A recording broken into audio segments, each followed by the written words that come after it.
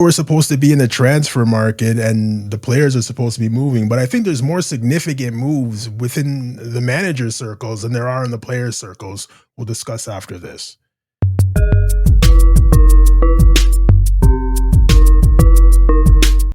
Oh my word! That's unbelievable! What a strike from Michael Essien. Welcome to episode 202 of the Football Weekly Podcast. I'm your co-host Reginald Dino.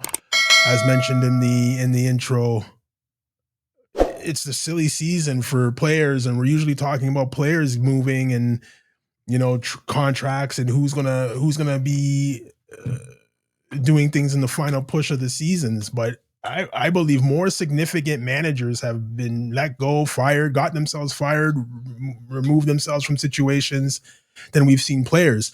There's non-needle moving player movement in the transfer window, and not just because it's a rival team, but guys like Conor Gallagher are moving around, and he's coming from Atletico Madrid, and I believe he's going to Tottenham. And it's just these are the type of non-needle moving things that are happening within the certain leagues. I don't think there's one major transfer that's going to happen in the winter. Semenyo from Bournemouth has gone to Manchester City. Another player Pep needs to you need all the money, all the players, still second place. We'll also discuss the difference between a coach and a manager. If you guys didn't know, there is a difference between a coach and a manager in leagues. What you're able to do as a coach, what you're able to do as a manager. We'll discuss that. TFC season right around the corner, pretty much. MLS season. I believe next year they're also going to a schedule where they're going to mimic the European leagues as well. They're going to start in August and finish in May. What Toronto FC is going to do in December, January, and February, I would really like to see that. I can imagine or envision games at Skydome or Rogers Center, or whatever you want to call it, depending on how old you are. I can envision indoor games there. We'll discuss that. If we don't get to it this show, we'll definitely discuss it on another one. But that season's right around the corner as well. I believe that starts in March.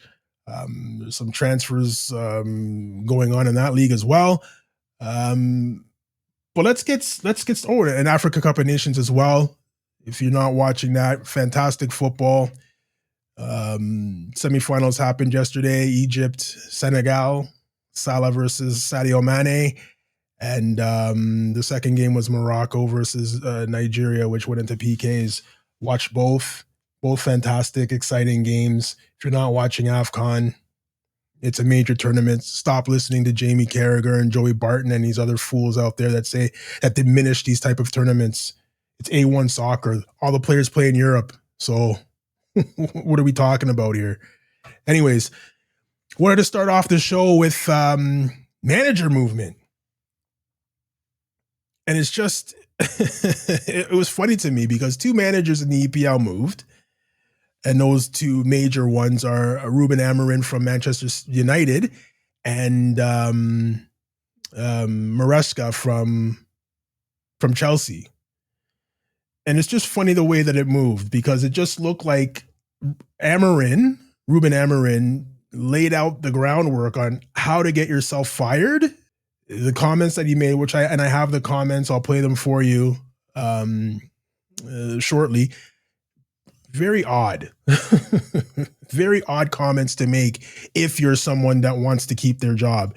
And I guess Maresca listened to that, or he listened to Maresca, whatever order it went in, and Maresca did the exact same thing.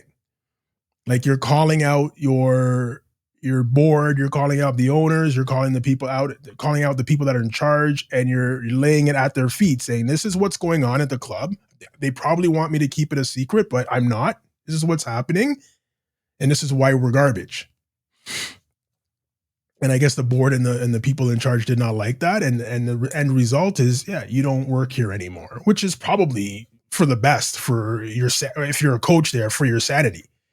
If you went back and saw the pictures, that I think it was the day after Amorim was fired. He had the biggest smile on his face. Him and his wife had the biggest smile on his face. Biggest smile. Well, what? Like, life is great. You have to pay. I don't have to deal with this nonsense anymore. You have to pay me. I can go do this. I can go back to Portugal. I can live a life. Blah, blah, blah, blah, blah. I'm making pounds. I'm spending euros. Life is great. So I don't know how quickly Amorim's going to try to find a new job. The payout was crazy. I think Manchester United had to lay out money to get him from Sporting. Then they had to pay him while he was working, and now they still have to pay him what they owe him as far as his contract goes. Unbelievable. It's the Jose Mourinho school of how to make money without working. Jose Mourinho and Conte are masters, the PhD level, at signing a 4-year contract, getting fired a year and a half in, and collecting money for that time. How many times has he done that? Did it at Tottenham, I believe. Did it at United? Did it Chelsea? I don't think at Chelsea he did. I think he was. I think he was let go at Chelsea as well. PhD level, how to lose your job and still get paid. PhD. Conte the same. 2 years you can last with these guys before they do something or they say something, or and they're let go. But yeah, crazy situation. Wilfried Nancy, if you know him from the MLS, he went to coach Celtic. He got relieved of his duties. I guess it was performance based because they won 2 out of 11 games or something crazy like that. It's Scottish football. I'm not going to get into it. Joe, and people won't like me if I get into what I think of Scottish football. But anyways, Real Madrid, Xabi Alonso. Did anyone see that coming? Did anyone see that coming? I mean, towards the end, I guess the 2 weeks before the end, or even the game before he left, I think it was the Super Cup against Barcelona, that they lost 3-2.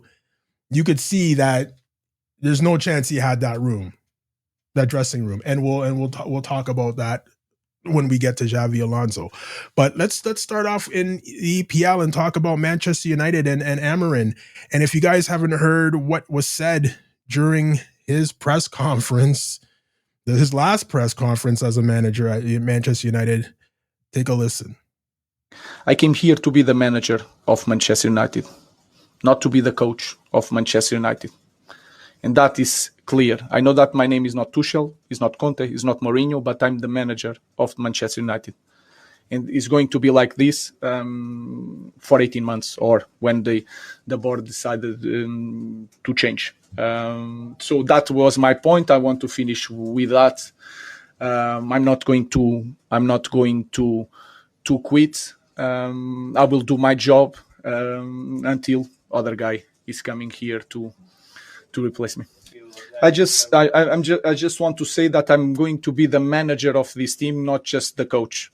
And I was really clear on that. And that is going to finish in 18 months. And then everyone is going to move on. That was the deal. That is my job, not to be a coach. If people cannot handle the Gary Nevilles and the criticisms of everything, we need to change the club. No, guys, I just want to say that I came here to be the manager of Manchester United, not to be the coach. And every department, the scouting department, the sport director needs to do their job. I will do mine for 18 months, and then we move on. Thank you, guys. Thank you. So as you can hear, he said it twice, or maybe even 3 times, that he came here to be the manager of Manchester United and not the coach. And then ends off with, it's going to be like this for 18 months, and after the 18 months, we can part ways. So if you're the board and you're listening to this and it's like, well, he doesn't plan to be the long-term manager here, then, we have no choice but to let him go. Like, how can we think he has the best interest of the club going forward if he thinks in 18 months he's just going to walk away and leave? So you have the board has no choice but to let you go. And this is what I was saying earlier. It's how to get yourself fired. Like, you can't quit, because once you quit, I don't know if it's the same in soccer, but when you quit, you don't get anything. You don't get any help from anybody, not the government, not anybody. They don't have to pay you. They don't do anything. Yeah, they let you go. You got to get severance. And even the government in Canada anyway, the government helps you if you let go. But he said it. He's not going to quit. But when the 18 months and the contract is over, they can bring someone else in. And it was just, we at the podcast here know the difference between a coach and a manager. And we were talking about how Mikel Arteta was one of the coaches, at Manchester City, and Pep Guardiola was the manager. So the difference between a coach and a manager in soccer terms is the coach coaches the team. That's it. You have no say about transfers. You have no say about things that happen in the back room, like your technical staff and your the physio and all. You have no say whether you do that, whether they keep their job or do not. You have no say in anything. Your job is to coach the team and get results. That's it. A manager has his hand in all aspects, works hand in hand with the technical director to bring in players and transfers, in all aspects of the team, through the backroom staff to the physios to everything. Has a hand in everything. He's the manager of the team. He is in charge.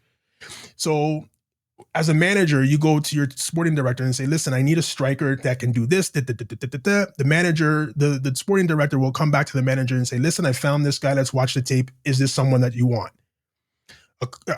On the other hand, a coach is a person that says, you know what, we could probably use a striker. And the technical director will say, okay, the way that we play this guy is who we're going to sign.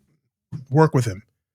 It's pretty much a dirty way of putting it, of letting you know what the difference between the two is. And I believe Amorim has gone in to the position thinking, yeah, well, I'm going to be the manager. Okay, I want this player, I want that player. And I think he was getting roadblocks everywhere he turned at Manchester United. And that's when he came out and said, listen, I came here to be the manager. When I say I need someone and I want to have a say in what's going on. And I don't think he had that at all there. They were treating him like the coach. So he got himself relieved of his duties, and they brought in Michael Carrick. Guys, no comment. No comment. I'm surprised it wasn't Wayne Rooney. I'm surprised it wasn't Frank Lampard. I'm surprised it wasn't Steven Gerrard, the same recycled coaches left, right, that fail at every position that they have. I'm surprised they didn't bring one of those big names in to do that. I'm also surprised that Gary Neville, Jamie Carragher, and Rio Ferdinand didn't put their name in the hat. They sit behind the mic and have all the answers.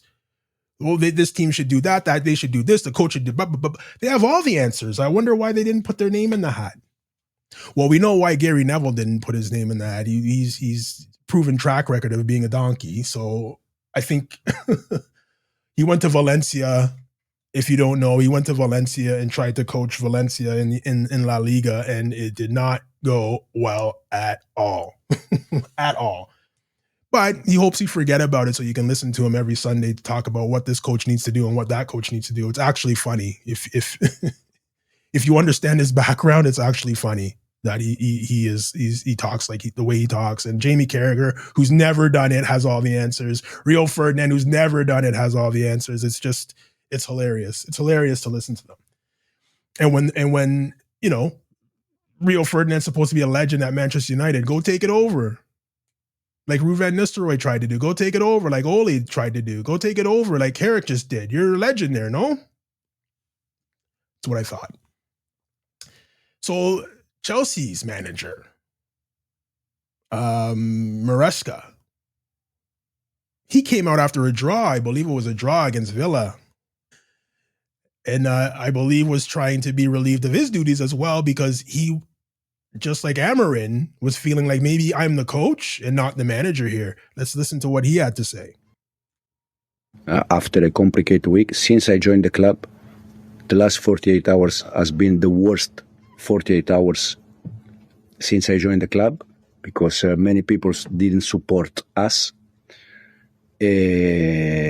So very happy for Malo in that moment, that the effort from Malo, from the rest, show that they are all there and they want to help this club. What do you mean in terms of the not people supporting you in the last 48 hours? Worst 48 hours since I joined the club, because people didn't support Me and the team People in town. in general. Peter? Do you mean fans or? I love the fans, and we are very happy with the fans. So you're very happy with the fans, but you're very upset about something else. You're not mad at the players. You're not mad at the coaches. You're not mad at the fans. What's left? What's left? And as an owner, you're listening to it, and an owner at Chelsea no football brain whatsoever. Running his business like it's a business, running the club like it's a business. And in some terms, it is a business, but in other terms, you want to get results on the field and be successful. He's running it like a Fortune 500 company in the United States. And that is the team, Chelsea, for me, a mess. And not just because they're a rival of Arsenal. Anybody out there that watches football and knows a little bit of the history of the last 4 years at Chelsea, a mess. A mess. Since 2021, I believe, 8 coaches. I believe it's 8 coaches since 2021 or 2022. 8 coaches. Don't even count how many players have come and gone in that place. Don't even count. There was one point, I think 2 years ago, the strategy was just hijack everybody else's transfers. So if a team think this player is good, just go in and bid more and get that player. He was. So who's buying the players?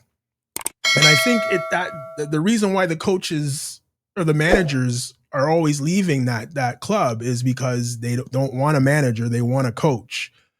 And if you're talking about teams at the highest level, they need managers. And we just saw that in Spain, Xabi Alonso leaving. He didn't believe he was the manager there.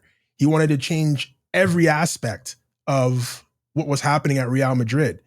And the ownership was just like, no, to everything. And it's just like, he didn't get relieved of his duty. He walked away. He said, I'm done, and walked away. And I don't blame him. That's what I don't blame him for. And if you watch the Super Cup game at the end when they lost, the losing team goes and gets their medals first through the guard of honor that the winning team gives them. So a guard of honor is players on each side, and the players walk, and the losing team walks through there to go get their medals. 9 times out of 10, the team that lost will give a guard of honor to the winning team as well. You come around, get your medals, and set up your guard of honor, and let the winning team walk through you guys, congratulating them for winning the game. So Xabi Alonso, and I think it was, I can't remember the player that it was. I don't remember. But they were walking over to set up to give these guys a guard of honor while they're walking through. And Vinicius Jr. and Rodrigo said no, and Mbappe, by the way, as well, said no, and waved the other player that was with Xavi. No, come here. We're not giving them a guard of honor. And the player turned around and walked away, leaving Xabi Alonso there by himself. And it's just like, well, I'm the coach or the manager, and I'm saying we're doing this, and I've got 2 or 3 other players that, are pretty much running the show there. We're not doing that. Come. And the player didn't even look at Xavi and say, well, he just turned around and walked away. And Xavi was left there standing there like, what's going on here? And has to turn tail and walk back with his players and not give Barcelona a guard of honor. It's classless to not do it, but we're talking about Real Madrid. And at that point, you don't have the dressing room anymore. Vinicius Jr. did something in the club. He did something, and Xavi Alonso wanted him fined, and he went and spoke to Perez, the president. And the president said, "Yo, you know what? Don't worry about it. We're not going to fine you." And he was back in training, and it was just like, well, how can you do this? How can anything I say to these players now matter as a manager? They showed pictures or videos of his downfall, and he's giving instructions to players, and they're not even faking paying attention to him, not even faking it. So at that point, I mean, and it's not like the record was 10 losses and 2 wins. I think he had only lost 4 games while he was there and won 11 or 12. So the record, what he was doing was working. He's a legend at the club. He's a legend in Spain. But you have the egos of he said the egos of the Galacticos, it has to end. And we're talking about Galacticos that aren't even Galacticos. Just because you wear a Real Madrid jersey doesn't mean you're a Galactico. So now if you watch Real Madrid news and on the internet and things like that, yeah, Bellingham coming out saying, no, I loved him. And Mbappe, no, he was great. And Vinicius, no, he was, if all these players saying, nah, he was a great coach and this and that, why'd he leave? If your players love you, don't leave. He did not have that dressing room. I don't care what anyone says. I'm not a Real Madrid insider by any means, but he did not have that dressing room. If you're that successful in getting wins versus losses and everybody loves you, you don't walk away. And you could see it. You could see it when you were watching the game. You can see it when you were watching the game. Xabi Alonso wanted more technical ability. He wanted more technical quality from these guys. He wanted the physios to be involved as well. He wanted more from the team. And the players with their egos are just like, no, I'm going to do this and I'm going to do that and then I'm going to go home. That's it. There's no more. There's no more. And I think that was his main problem with it. And he wasn't supported, like Maresca says, he wasn't supported by the club, and he packed up and walked away. Why am I wasting my time here? That's a manager that went undefeated in the Bundesliga with not Bayern Munich. And these are the guys that they don't want to listen to. Yes, when the coach is more successful than you probably listen. Maybe, just a little bit. Mentioned Wilfried Nancy getting fired at Chelsea, at Celtic. Again, we're not actually, you know what, I'm not even going to talk about that. So it's just a bunch of, drama. And it's not drama with the players this time. It's drama within the ranks of managerial. So now you're looking at the league now, the major leagues. Who's next on the hot seat? People say it's Arne Slot at Liverpool. But now you have a Maresca out there. You have an Amorim out there. You have Xabi Alonso out there. Like, who do you go out and get? If you're looking for a manager, who do you go out and get? Manchester United should be on the phone to at least Xabi Alonso. But I don't think that's a job he would take. Again, I've mentioned this many times in previous episodes. It's not just the job, it's the lifestyle. It's whether your kids want to come there, whether your wife wants to move there. What's the weather like? What's the food like? What are the schools like? Do I have to learn English? Am I going to learn English in Liverpool? I don't know if you've ever spoken to someone from Liverpool. Like, how do you learn English there? So does Xabi Alonso want to go from living his life abroad, playing for Real Madrid, playing in all these nice places? I know he played in Liverpool, but does he want to move his older family now to Manchester? Angel Di Maria's wife came out this past week and was talking about Manchester and how she hated it. And you have to understand, like, these people are coming from, we lived in Paris, we lived in Italy, we lived in, we played for Real Madrid in Spain, we lived in Madrid, and now I have to move to Manchester, and the weather's garbage, the food's garbage, the people are garbage. Maybe she didn't say all of that, but maybe she didn't say, well, she did say about the food and the weather, but maybe not the people are garbage. But she did mention that. And it's the same here in Canada. I mean, like 3 o'clock in the afternoon, it looks like it's 10 p.m. in the winter, in these winter months. So she's just like, we can't go anywhere when it's cold. You don't want to go out. It's tough to learn the language. The food's not as great as it was in Italy, obviously. Your friends aren't moving. They might come and visit you for a weekend, but they're going back to Spain or Italy or wherever they live. They're not going to move here with you. And your husband's gone for 8 hours a day, every day. So it's not just the players and the managers. It's the whole family that has to make a decision whether you want to go or not.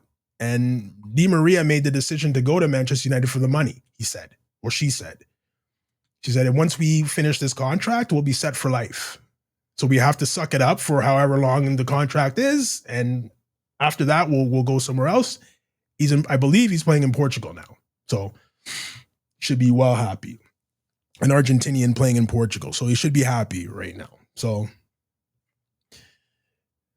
there's a lot of coaches that you would have to probably, at Manchester United especially, there's some coaches out there. I don't know if you want to go after Maresca. Obviously, you can't get Amorim back, but Xabi Alonso's there.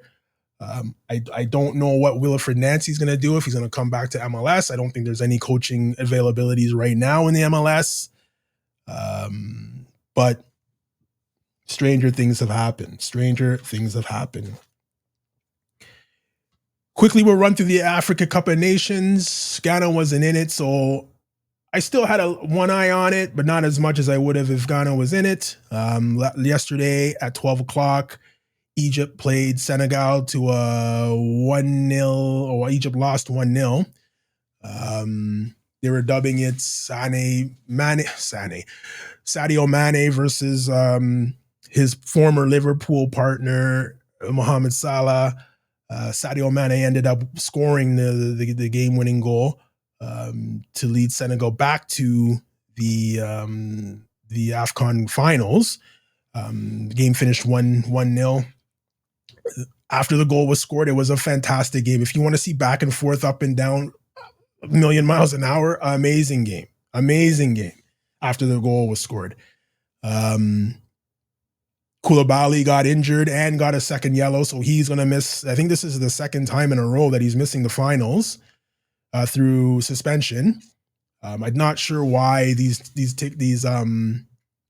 cards don't reset, but he got 2 yellows, a yellow in each game, so now he's out for the finals. But he got injured anyway. There's a couple of players on Senegal as well that got their second yellow, so they'll be missing the finals as well. And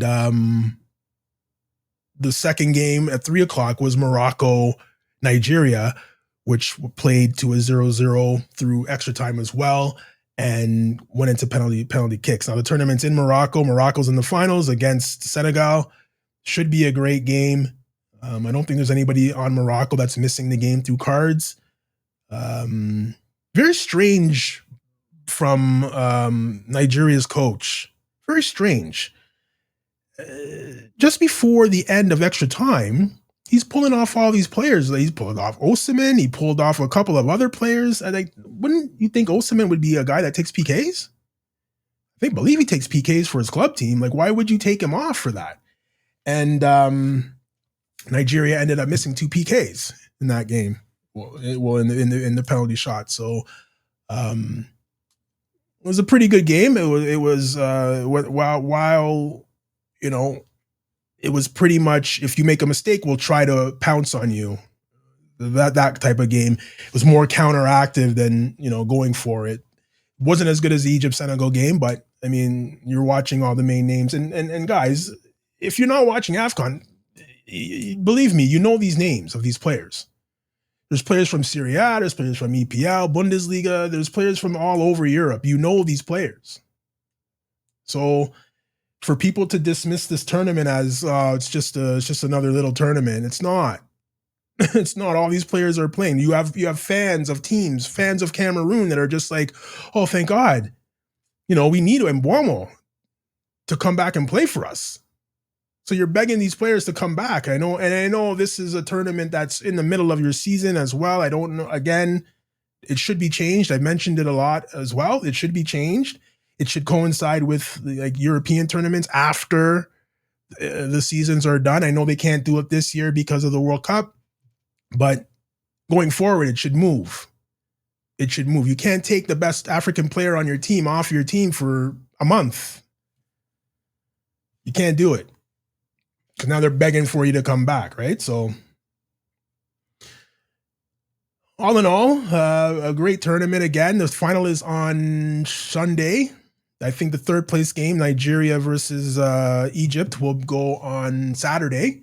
So if you can get your hands on if you can find a channel to watch that, I definitely recommend that. I don't know how good the third place game is going to be. I don't know how club teams will feel about an extra game that doesn't really mean anything. I know it's third place or the bronze medal, but do players really care about the bronze? I don't think so. So I don't know how many of the star players are going to play in that game. Like if Salah's going to play, if Osimhen's going to play, Chekowezi's going to play. I'm not sure. So, or Ademola Lookman, I don't know if those guys are going to be playing. So we'll see what happens Saturday when it comes up. But I don't expect there to be a lot of big names in that game. The final, I do. I expect everybody to play that's available to play. Hakimi should be there. Mane, of course. And players of that ilk. So if you have a chance to find it on TV, I believe it's on beIN Sports. If you have those channels, definitely give that a look. See on Sunday. You won't be disappointed. So guys, 32 minutes, football talk. Not much else to say. If you're not subscribed on YouTube, hit the bell and get subscribed. It's free. We're on TikTok. We're on Instagram as well. There's posts. Join the conversation. You don't agree with anything that I've said here, hit me up on TikTok. Still haven't done the Spotify stuff yet, so I'm not sure if it's gonna go back on Spotify. Haven't done it yet. If I didn't have time over the holidays and the break to do it, then I don't know when I'm going to have time to do it. But I'll see if I can squeeze in some minutes this weekend to actually sit down and do that and see if it's worth putting it on Spotify again. But you can definitely get it on YouTube, and you can get our shorts on YouTube as well, and you can watch the full show on YouTube. So guys, if you need your Football Weekly fix, most definitely get it from YouTube. So guys, New Year's resolution was to do it weekly. Hopefully we can have our other co-host Joe in to do the show again with us. But we will be doing it. I will be doing something weekly, whether it's an hour, half an hour, whatever it is. I will try to get to do something weekly with this podcast. So guys, thanks for watching, and we'll catch you next week.